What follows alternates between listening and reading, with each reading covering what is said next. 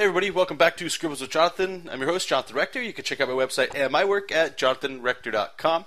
And we're going right back into the inks. If you didn't see how we got to this stage with the tight line art, just go to the comment bar below and it'll take you back to the actual line art of this. And like I was saying in that video, what I was trying to do was do the air quotes here, tight line art in Photoshop, and then try getting the inking done in Manga Studio, because I'm a big fan of how the inking works in Manga Studio. It's much more responsive, and it's much more, I don't know, it feels more like traditional inking in a sense. A lot more freedom and control. So I was working on a 600 dpi image, and the reason why I didn't really talk about it in the last one about the 600 dpi is in Manga Studio I like to work with a 600 dpi image file. It doesn't slow my computer down or anything, and it makes the ink line smoother.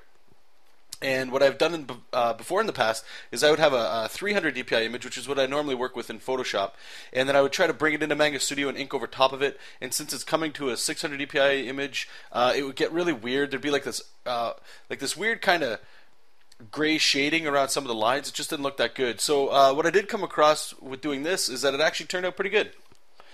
So I think I will be playing around with this a little bit more. There's some things I definitely want to figure out before I make the full switch, like I always talk about.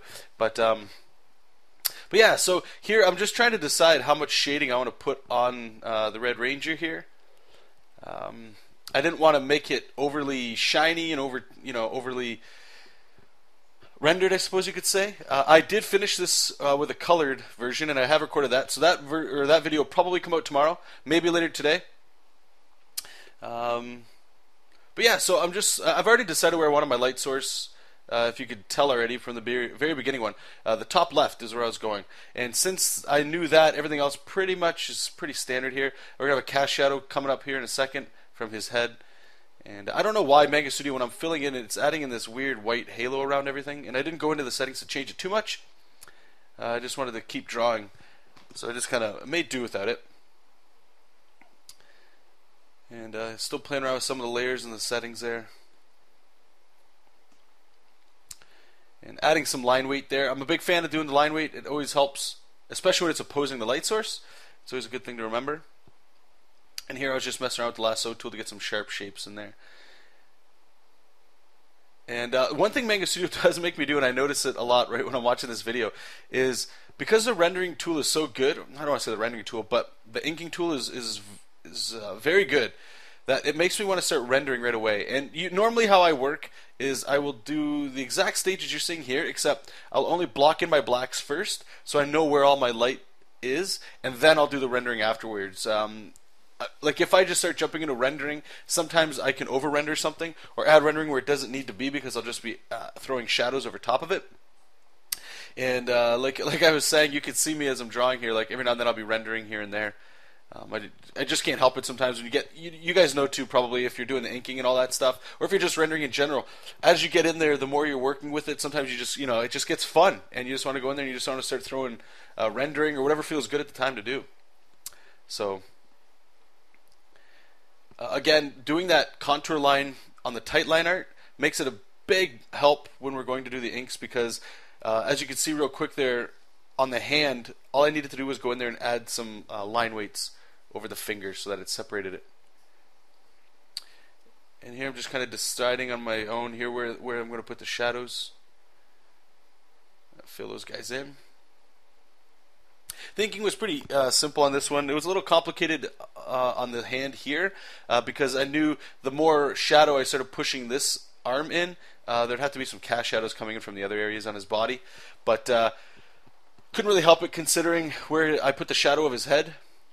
The rest of it has to sort of be in shadow there. And I knew I was going to color it, so I was going to push some of the colors back on the arm in the background there. So I didn't have to cake that whole thing in shadow.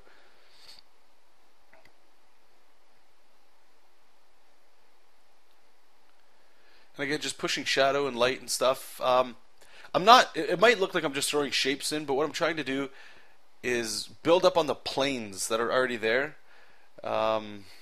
And by planes, I mean, like the way the muscles actually form around the body. Like they're the abs. They contour, they push in, and they kind of pop out the side. It's a good idea to know how those shapes flow on the body.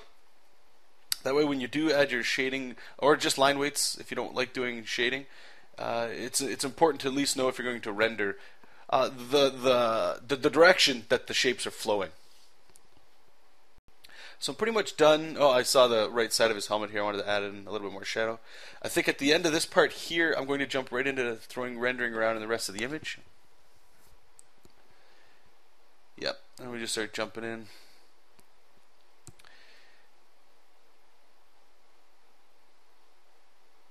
I'm just trying to think while I watch this what I could tell you guys about, like, what I'm thinking of while I'm doing this.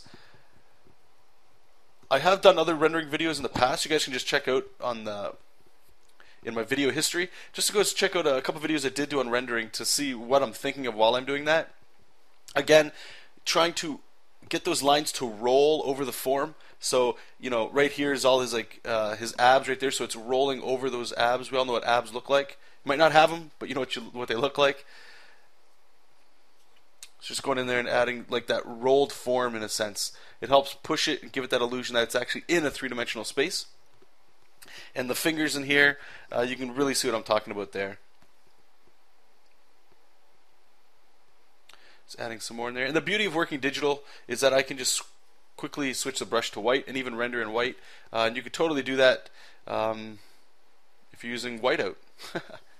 But anyway, let's wrap it up to the end of the video. Hope you guys enjoyed this little bit here. The next video is actually one I haven't really done much of. It's coloring.